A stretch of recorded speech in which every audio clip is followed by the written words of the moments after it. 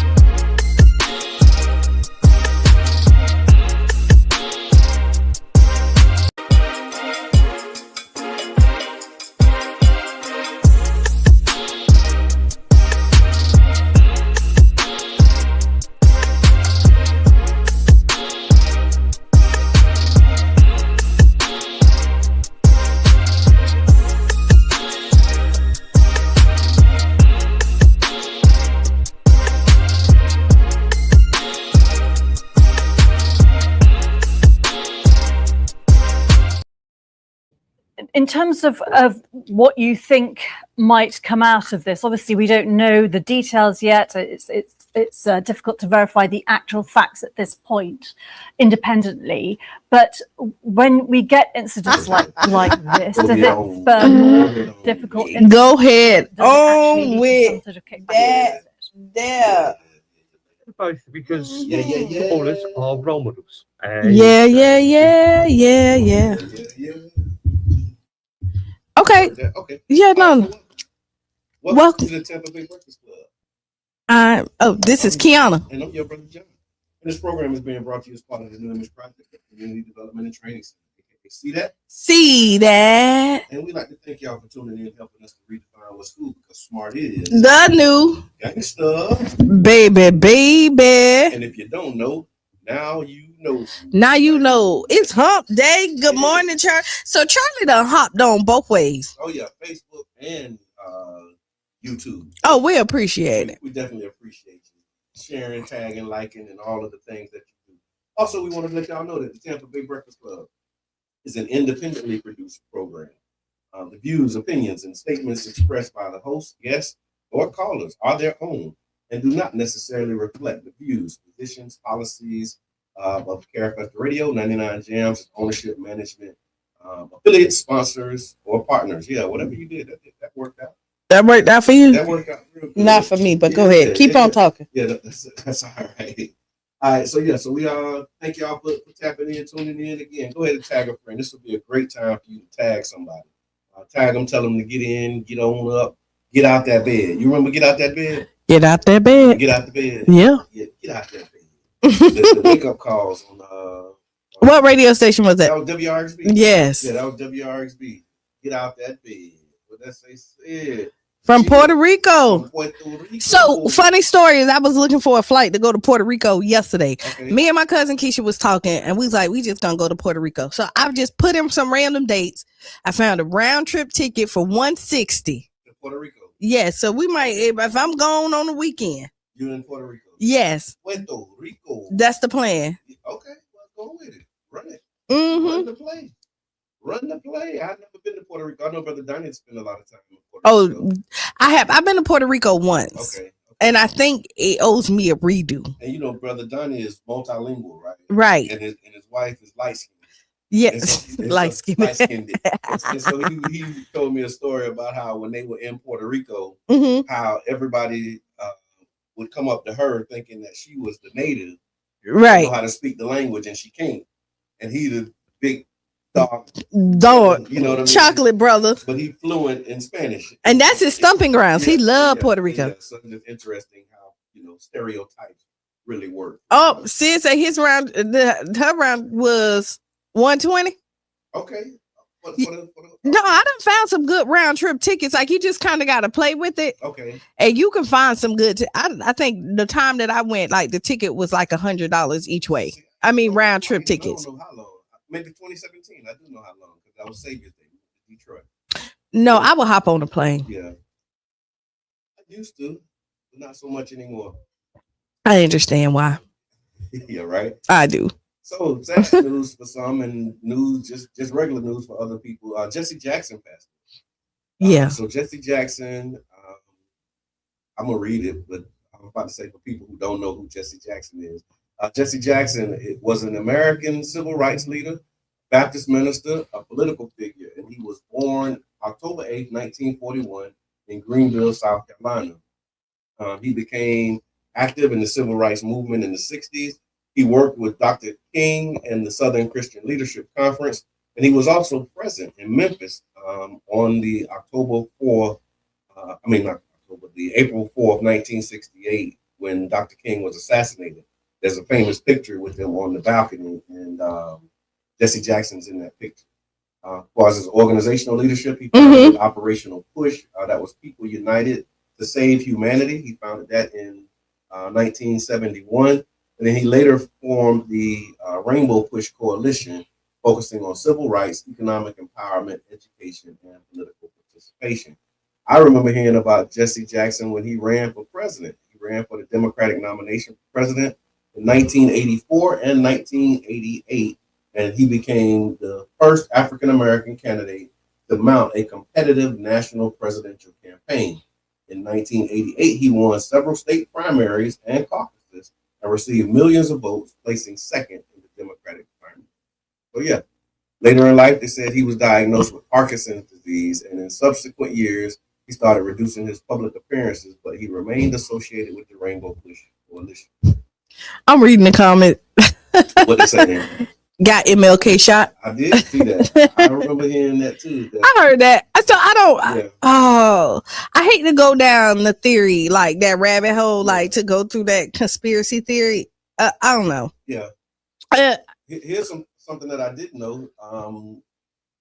Reverend Jesse Jackson actually was in St. Pete in April of 1994, and he led marches to speak about local issues, including crime, violence, and community concerns. He was reported to have led a crowd through parts of the city and delivered remarks aimed at addressing youth violence and drug issues as part of that visit. I think he might have been with Up with Hope, Down with Dope marches. Oh, okay. Yeah, I remember. Yeah. Nah, I definitely remember those. And I think he was a part of one of those in St. Pete. So yeah. And then another, if we talking about Tell him I had a baby on his wife.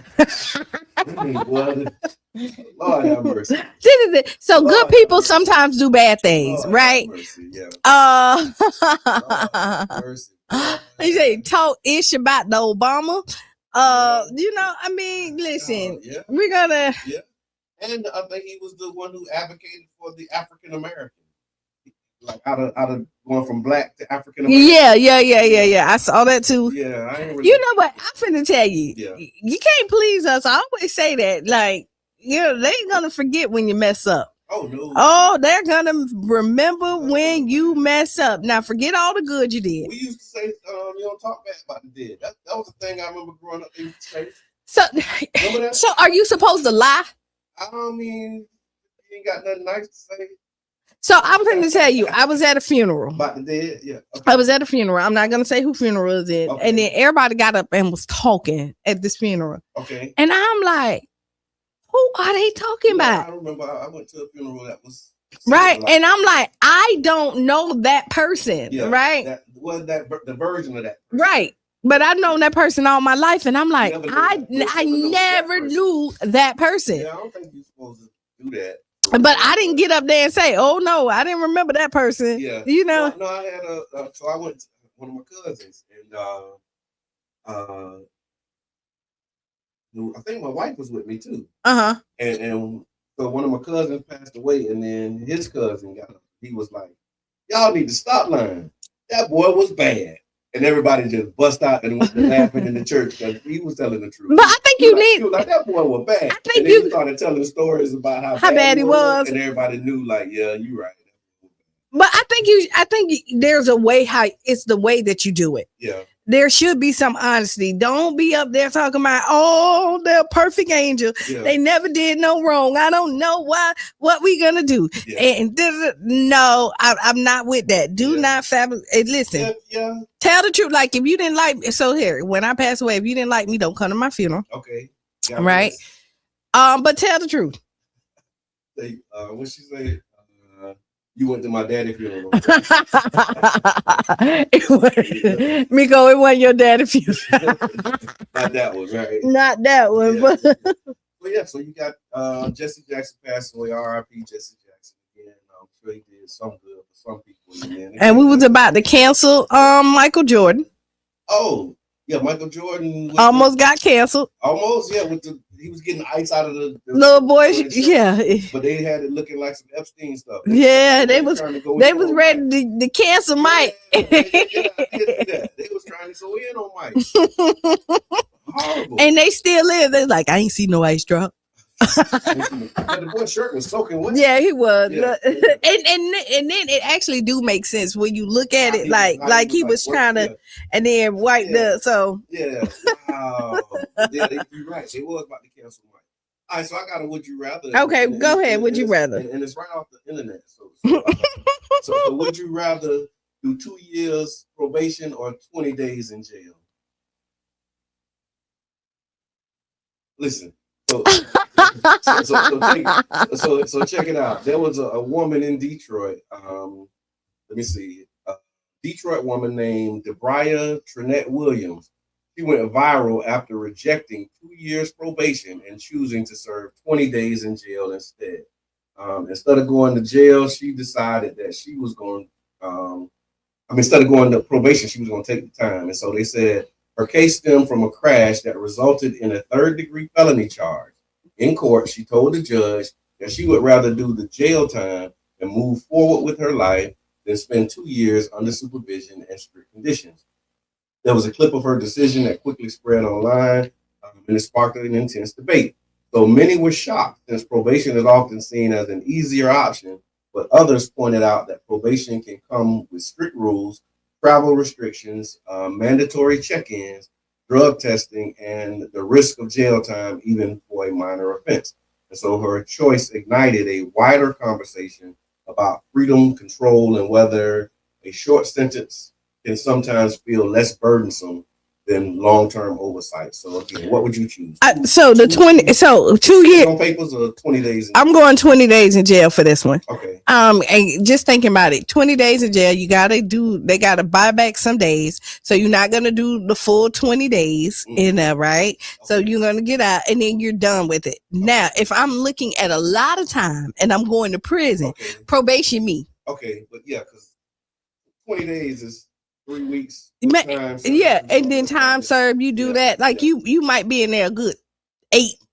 Out of the you in there a week. Yeah. You take it as a vacate, like lay down, get some rest. You can't call nobody. So 20 days, me, Alex. I hear that. What doing? Put it in the chat. Let me know. 20 days in jail or 2 years. But probation is hard for some people, and for me, like probation wouldn't be hard for me. Okay. Right. When I'm thinking, I don't drink, I don't Like smoke. travel. Right. Yeah, but I mean, I do, but I mean, I'd rather be out here and then maybe asking for permission to go somewhere. Okay. Because 20 days. Yeah, 20 days. yeah, I could do 20 days. But yeah, 2 days definitely. Mika said me too. She gonna take them 20 days. Go lay down. But see, probation. But I would. A lot of people don't like probation. Yeah. But I'll tell you, you don't like probation if you still want to do bad stuff too. But if probation is kind of hard for you, like if you get put, like if somebody get a traffic stop, because any interaction that you have with the police can violate you. Like what's the guy? Big Mill had 10 years probation or something ridiculous like that, and then like you get these long time probation stints. I know some people with some long term probation, and they are doing okay. Wow. Listen, just fine. they doing okay. I mean, you to be able to be out here and have your freedom and to go to work, make your money, be with your loved ones, all of the stuff, and then you can still get caught on probation. So how much time would it be like what's the maximum if you're saying okay 20 days? What about 60 days? What about 90 days? Like what's your cap on? I don't know what my cap is it's just like okay, how far are you willing to go? I know I'm not going. Like okay, yeah, I'll do 20. If it say prison, I don't. Be a year. So yeah, probation okay. me. Yeah, a year and a day. Probation me. Okay, gotcha. Anything under a year? I can't admit to that either. So you ain't copping to that either. not even. This is why I don't do crimes. I'm telling not nothing like straight and narrow. Yeah. You can't do the time. No, I don't want to be there. Wow. What about you? I'm taking them 20 days. Come on. Yeah. 20, man. Those 20, because that didn't add up. Like if you did 20 days and maybe like a year probation with the early term of 6 months, and then I can do that. Like if they say 20, if it was 1 year probation, early term, you finish all your stuff and be done in 6 months. Before you know it, them 6 months is already up, and I don't have to give you those 20 days. But 2 years is a little excessive. Yeah. So you getting every 10 days, you getting a year. Yeah, and then you got to check in. You got to do all the stuff that go with that. That would be a lot. I just act right. That's what Will said. With you. I just act right. Let's just act right. And then in that same spirit, we was talking about the Mother's Day bailout that we did, and I was reading something that said back in August of last year, President Trump actually signed an executive order that's aimed at ending cashless bail policies in the United States. He said the goal is to re-emphasize pretrial detention for individuals accused of certain crimes. Basically, he's saying that he don't want you to be able to bond out. I know. Yeah, he's saying that once you in. The order basically declares that federal policies and resources should not support jurisdictions that have eliminated cash bail for defendants accused of offenses that are considered public safety threats. He said that he didn't want cash bail, and so the cashless bail system basically doesn't mean that you don't have any conditions. It just means that it doesn't require you to have to pay money in order to be released while you're waiting on trial. Because again, when you're waiting for trial, if you don't have money, you can't get out. Yeah, and then just think, if you can't get out, usually that doesn't work in your benefit, right? Because if you're out and you need a lawyer, you could go to work, you can make some money, you could pay your lawyer, and it's not on your loved ones to try to figure out your case. And then we know how the system, unfortunately, arrests people unlawfully, and so now you're locked up, you can't get out. You can't afford a lawyer. You don't. And then the public defenders, some of them are good, but we hear the stories.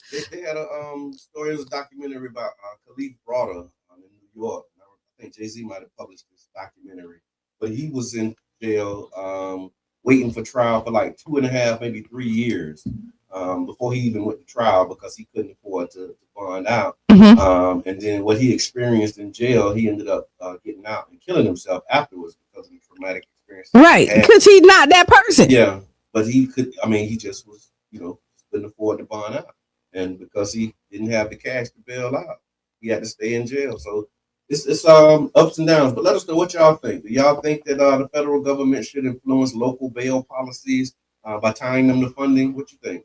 Y'all supporting no cash bails, or I'm not supporting it. Yeah, I'm a no. No on that one? I'm a no on that one. Yeah. Let them people get out if they can get out. If they can, and if they can't. Now, some people don't need to get out. Some people don't need to get out.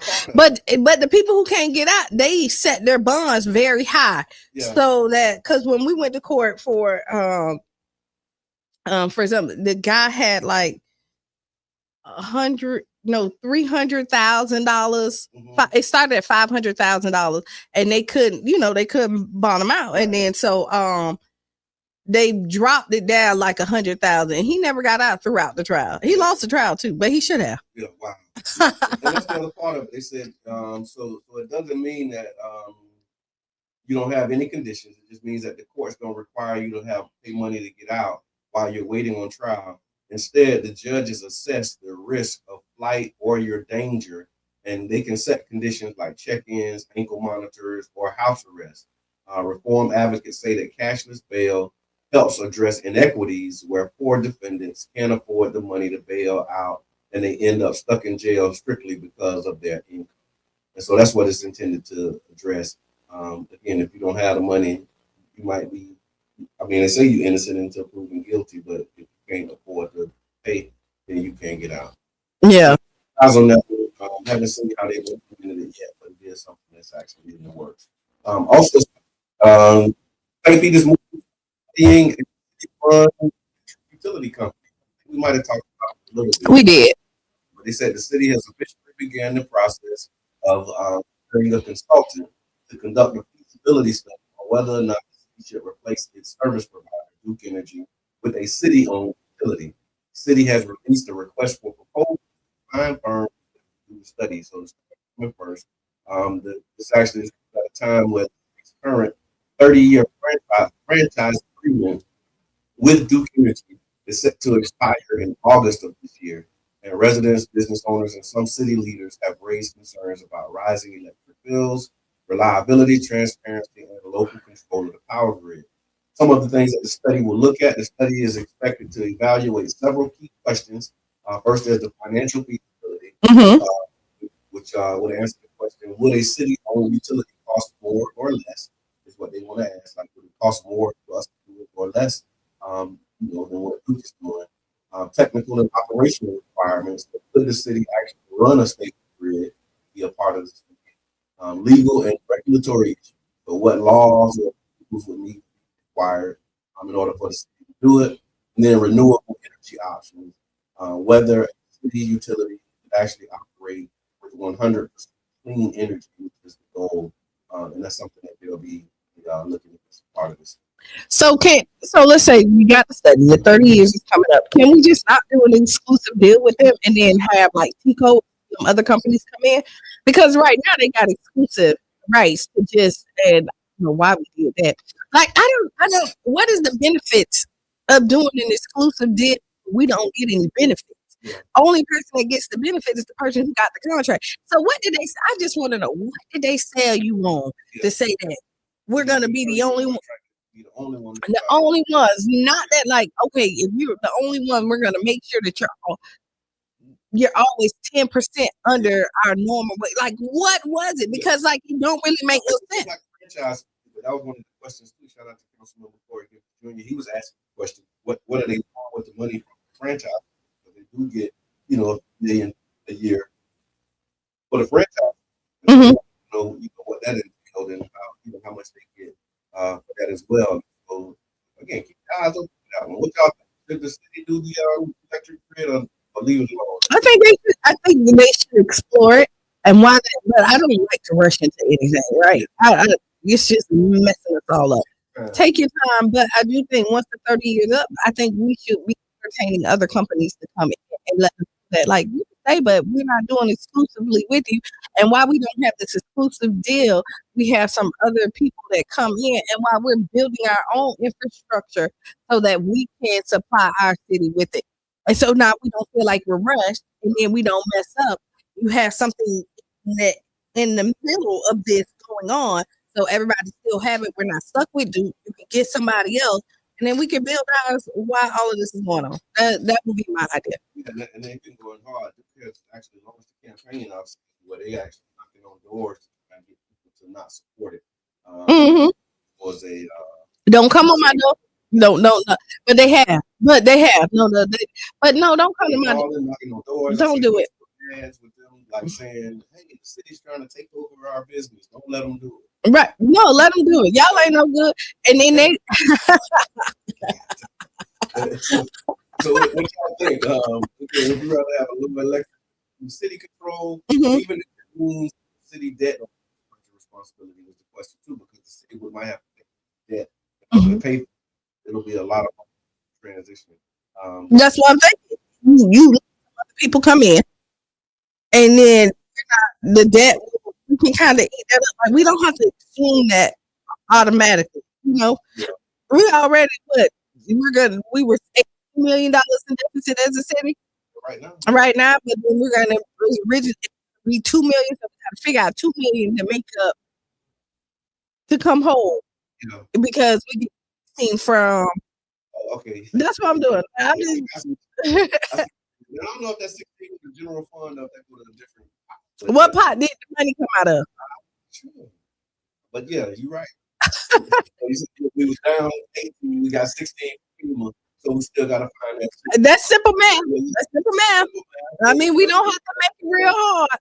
It's not as simple as we think it is sometimes. The government not being simple. We also after the break, we got a candidate for office, career Scruggs. Mayor, she's gonna come in. Y'all know putting out the call, asking candidates if you want to underwrite a show. If you come in, and so Maria accepted the offer, supporting local radio, coming in to the voters. And so after the break, she'll be here. She'll talk about her campaign, talk about her platform, and encouraging y'all to call in. And, Okay. if y'all want to call in, get your questions answered. And so while letting our guests, I also want to read a couple of these announcements for y'all. The Black Money Movement. Y'all make sure that y'all support the Black Money Movement Cash Mob. Back in you can join us as we to support local black-owned businesses, circulate our dollars in our community, enjoy barbecue, good food and vibes. This month's cash mob, March 7th, will be 12 o'clock at 1836 9th Street. They're going to take out on Bajas and cash, bring your people, bring your applicants. Let's show up and split out together and make an impact.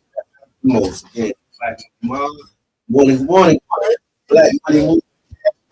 Definitely, y'all can kind of support that. Right. So pre-order your food at Bajas, or you can pull up. Yeah. Right, and you call the number there because they only do takeout, so this ain't nothing new. So just FYI. Right. And so so y'all tap in, do that, all the things, and then we'll come back with the candidate, Maria Scruggs. The line 727-374-16. I'll give us a couple if you have questions. If you want to hear from Mrs. Scruggs. Absolutely. Boy, y'all, back 6 7 minutes after the hour.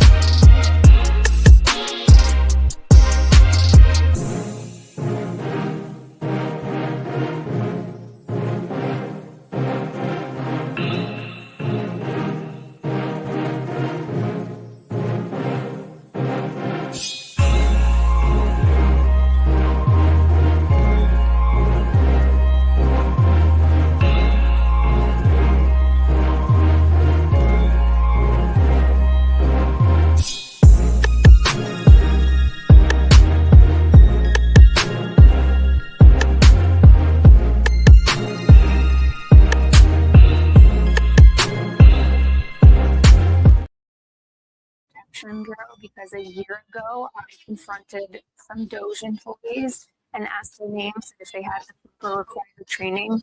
This is what I'm supposed to do for my job, and because of it, I was retaliated against and terminated. All that and more coming up. Welcome to Democracy Now!, democracynow.org, and Peace Report. I'm Amy Goodman. The U.S. military has carried out strikes on 3 boats in the Caribbean and Pacific, killing at least 11 people.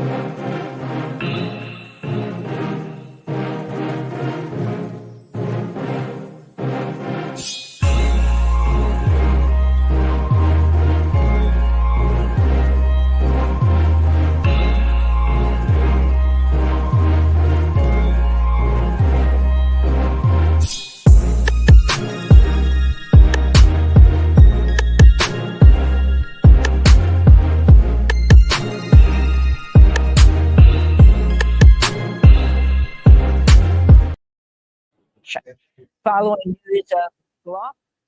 And you know what? Just like that, Yeah. we're back. We're back. We're back. We're back. We're back. We're back. Okay. Okay. What's on your mind? So welcome to the Tampa Breakfast Club. And Qiana. Program is brought to you as part of the Universe Project, Community Development and Training Center, aka STEP. See that? And we'd like to thank y'all for tuning in and helping us to redefine what the smart is. The new Thanks. baby. If you don't know, Now you know. one thing they might not know is that Tell 'em. the Breakfast Club is an independently produced program. The views, opinions, and statements expressed by hosts, guests, or callers are their own and do not necessarily reflect the views, positions, or policies of KRFS Radio 99 House, its ownership, managed, affiliates, sponsors, or partners, basically with us. Okay. Switch your mic out. Keep on saying your mic, Courtney. Let me see. Switch out the microphone. And then you can like, Yes. So here we have yes, Miss Maria Scruggs, one and only. the one and only Maria Scruggs in the building. In the building. Yes, sir. Yes, sir. Yes, sir. Ma'am. Thank you for having me this I morning. love it. I love it. And we put out a call for candidate and you responded to the call alone. Lord. There you go. This got to be the show. You got to come on. And are you not on Tampa Bay Breakfast Club? I'm trying. You just- so I'm gonna tell you, so the misconception is like really, it's really like a text and call. Once for political, it's a little bit harder. Yeah. Because there's, because some other loopholes that we got to do. We welcome everybody. It's like, hey, just come, Yeah. and we will direct you.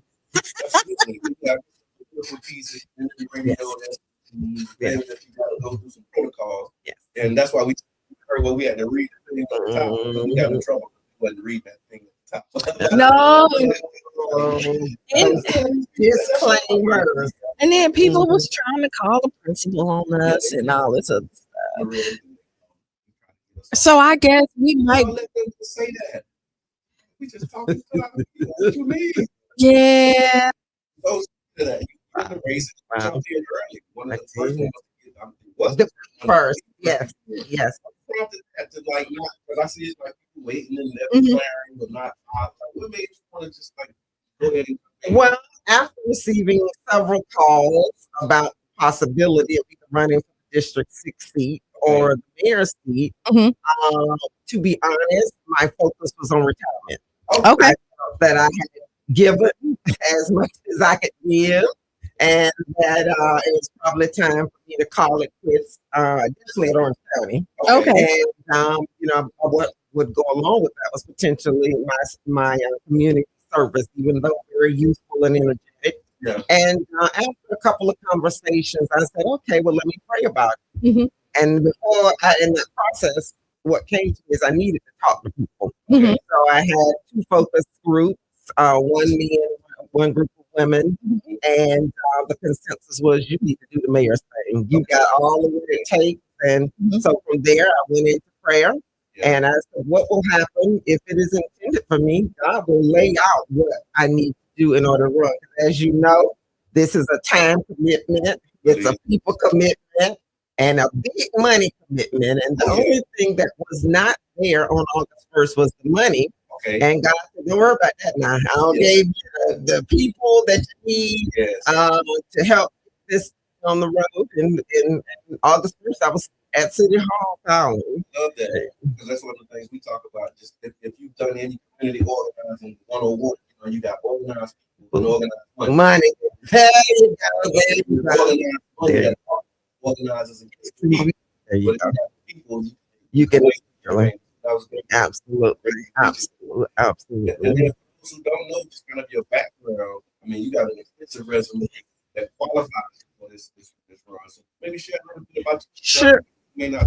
One of the things that I like that will separate me from anybody that's in the race now or anybody that plans to get in the race. I'm not a professional politician. Mhm. I'm a public administrator that has been trained in the state of Florida on how to run public organizations. I'm certified by the state of Florida as a public manager. I'm not aware of anybody running this race that will have that designation. And had the ability to apply those skills to law enforcement, corrections, public housing, healthcare, community planning, profits.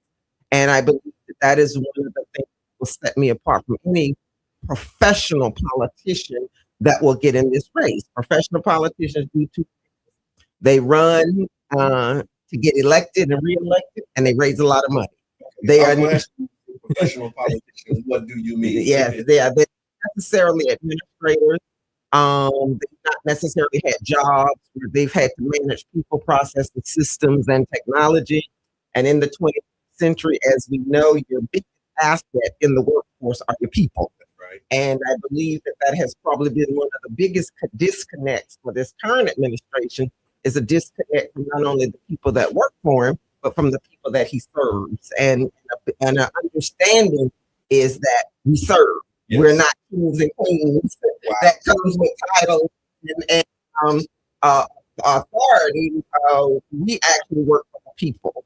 And when you've done that for over 40 years, it's not something that I have to practice. Okay. I know how. It's not on the job training. It's just going through this political process to get elected. Yeah. But hit the ground one, because in my role, number one, as a resident of this city for, I've been back here since 1987 and have been actively involved in this city politics since then. So there's not a whole lot that, like in the bathroom, like a lot of people get elected and they got to find the bathroom in the city hall.